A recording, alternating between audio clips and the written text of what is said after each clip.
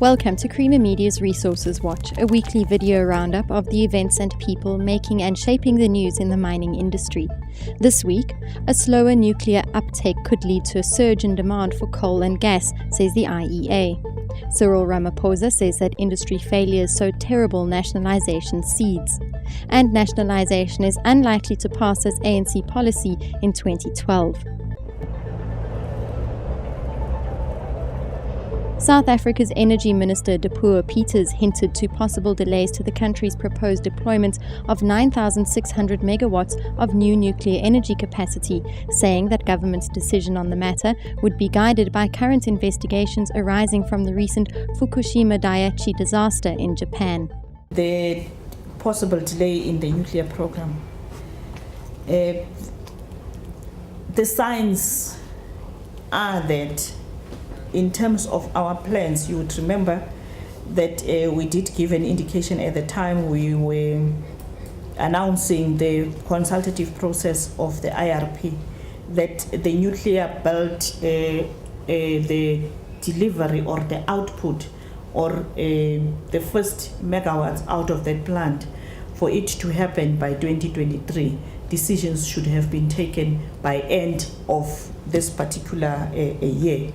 And as you know, the integrated resource plan was adopted 5 days after the events at Fukushima, and it would really be wrong for us not to consider the results or the lessons that would be coming from Fukushima. Businessman and National Planning Commission Deputy Chairperson Cyril Ramaphosa laid much of the blame for the current ferment around mine nationalisation at the door of the industry, which he said had failed to live up to its transformation promises. It comes from a measure of deep frustration by young people who are unemployed. They have nowhere to go. Many of them have never worked. And they see these big corporations raking in a lot of money, and they also see that these corporations are not transforming in the way that was agreed. The mining companies got together with the ministry, and agreed on a transformation charter. And today, many of them, in fact, nearly all of them, have not lived up to that transformation agenda which they all agreed to. Having not agreed to that, in my book, they planted seeds of dissension for the future. Because when you don't do those things that could be low-hanging fruit, what do you expect? You expect that people will just ignore it and say, it doesn't matter. Even if they did not do it, it doesn't matter. It feeds on itself. And as it feeds on itself, it creates bigger and bigger problems.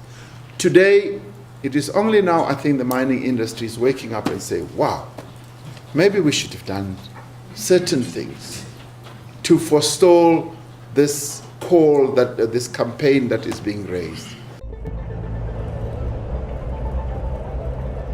The leader of the African National Congress Youth League, Julius Malema, is unlikely to gain enough support to pass nationalisation as ANC policy at the ruling party's national conference in December next year, says political analyst Justice Malala. If Julius Malema wants nationalisation to pass through and become official ANC policy, he needs to make sure that in December 2012, when the ANC goes to its conference, he has the majority of delegates of each and every province to vote with him on economic policy in Mangaung in December 2012. Can he do it? He doesn't have all of the provinces. He controls Limpopo ANC, not ANC, ANC, and those are the guys who will be at the conference in December next year.